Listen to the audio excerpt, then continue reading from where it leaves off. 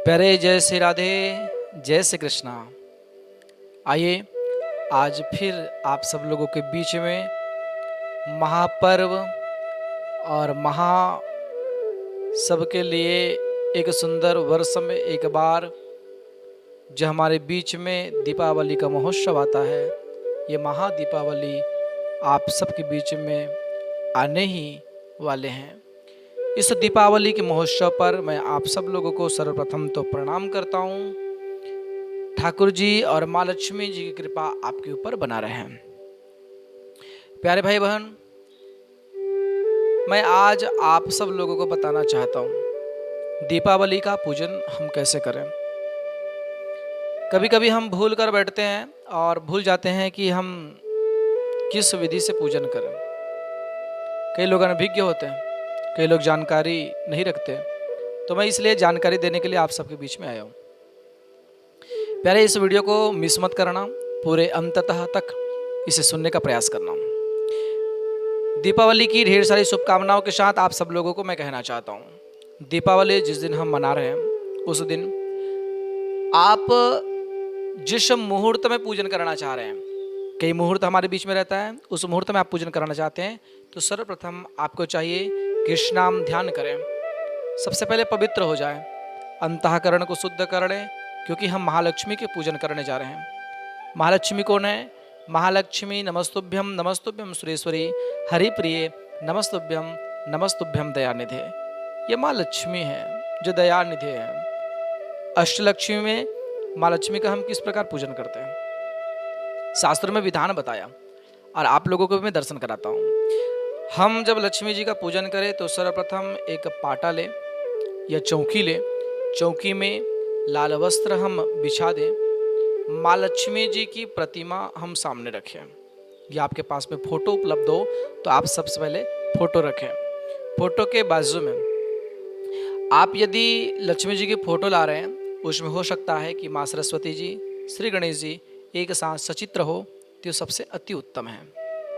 तीनों को आप एक साथ सामने रख देंगे। उनके जस्ट सामने में आप एक दिव्य कलश स्थापित करेंगे, जिस कलश में आप स्वस्तिक बनाएंगे। आप देखिएगा आपके सामने में एक कलश दिखाई दे रहा होगा और इतना सुंदर दिव्य कलश है जिसमें एक स्वास्तिक बना हुआ है और आप कलश के सिर पर में देख पा रहे हैं इसमें एक मौली अवश्य बांधेंगे। स्वास्तिक जब बन जाता है उसके बाद में उस कलश पर में आपको अक्षत छोड़ना है, पुष्प छोड़ना है, एक सिक्का, हल्दी और सुपारी डाल करके उसमें पंच पल्लव माने आप उसमें आम पत्ती डालें। पुनः उसके ऊपर में आप एक नारियल भी रख सकते हैं, या आप दीपक प्रज्वलित करना चाहते हैं तो उसमें आप दीपक भी प्रज्वलित कर सकते हैं। पुनः आप कलश सामने जब रख रहे हैं उसके जस्ट बाजू में आप भगवान गणेश जी की प्रतिमा की भी आप स्थापित कर सकते हैं और विधिवत आपको पूजन की सामग्री लेकर के आपको पूजन करना चाहिए। पूजन के लिए आपको शुद्ध जल लेना है एक लोटे में, जिसमें गंगा जल से भरा हुआ हो। एक थाल में आपको पूजन की सामग्री रखना है, कुमकुम, धूप बत्ती, चावल, पुष्प और माँ जो लक्ष्मी जी को अति प्रिय है कमल का पुष्प आप अवश्य रखेंगे। साथ ही साथ कमल का पुष्प पर जब रख रहे हैं तो आप कुछ कौड़ी को ले आइए। धन प्राप्ति के लिए मैं आपको उपाय बता रहा हूँ। कुछ कौड़ी है, कौड़ी को ला करके आप माँ भगवती के सामने समर्पित करें। भगवान श्री गणेश जी का पहले ध्यान करेंगे, उनके बाद कलश जी का पूजन करेंगे, आप कुबेर जी का पूजन कर रहे हैं, माँ सरस्वती जी का पूजन करेंगे और महालक्ष्मी जी का पूजन करेंगे। पहले आपको आवाहन करना है, पहले संकल्प किया जाता है कोई भी पूजन के करने से पहले। तो आप सबसे पहले संकल्प करें कि मैं आपको सरल विधि बताता हूँ संकल्प का।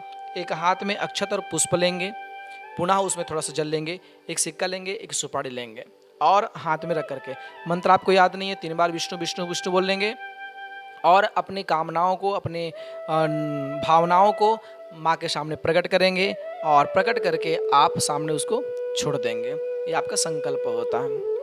पुनः भगवान गणेश जी का ध्यान करेंगे पवित्रीकरण होने के बाद में, और पवित्रीकरण आपको अंतःकरण को भी शुद्ध करना है।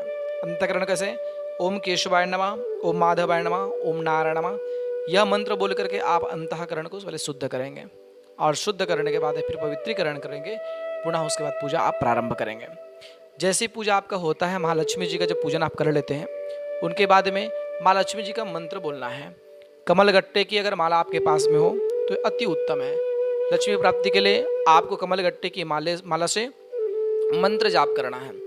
मंत्र कौन सा है? ओम श्रीम श्रीयै नमः। इस मंत्र को आप जाप करेंगे। जाप करते ही जब पूरा हो जाता है तो आप उस माले को उठा करके माँ लक्ष्मी जी के सामने समक्ष रख देंगे और माँ लक्ष्मी से निवेदन करेंगे कि ऐ माँ लक्ष्मी, हमारे घर में धन धान्य से समृद्धि से परिपूर्ण हो एवं हमें आशीर्वाद प्रदान करें, हमारे जीवन में सुख समृद्धि शांति बना रहे, आपकी कृपा हमारे ऊपर बरसता रहे। ऐसे माँ लक्ष्मी जी से निवेदन करके आपको प्रणाम करना है।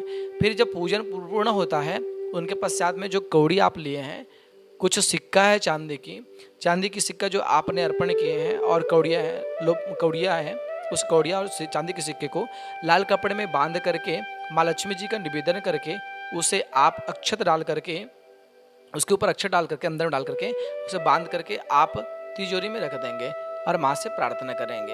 यह दीपावली के दिन आप ना भूलिए। इसको करने से माँ लक्ष्मी जी की कृपा प्राप्त होती है।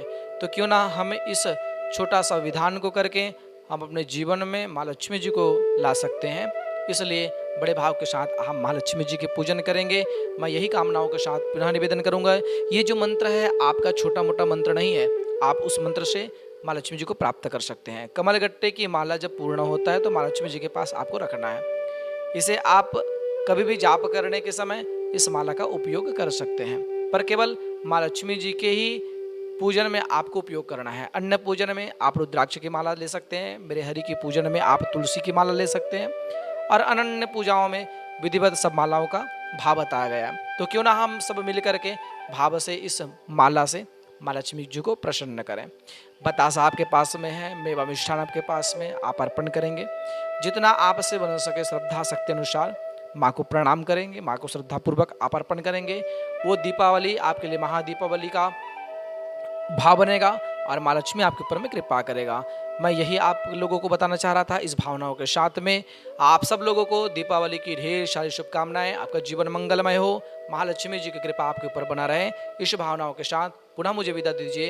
आप सबका प्रभु का छोटा सा भक्त फिर अगले वीडियो में मैं आ रहा हूँ और आप लोगों को मैं फिर बताता चाहता हूँ कि दीपावली जब मनाएं, उनके बाद में हम लोग भाई दूज का एक पर्व मनाते हैं। अगले वीडियो में आपको सुनने को मिलेगा कि भाई दूज क्यों मनाना चाहिए, कैसे पूजन करना चाहिए, किस विधि से पूजन करना चाहिए, वह भाव को आप दर्शन कर सकते हैं। तब तक के लिए आप सब लोगों को जय श्री राधे।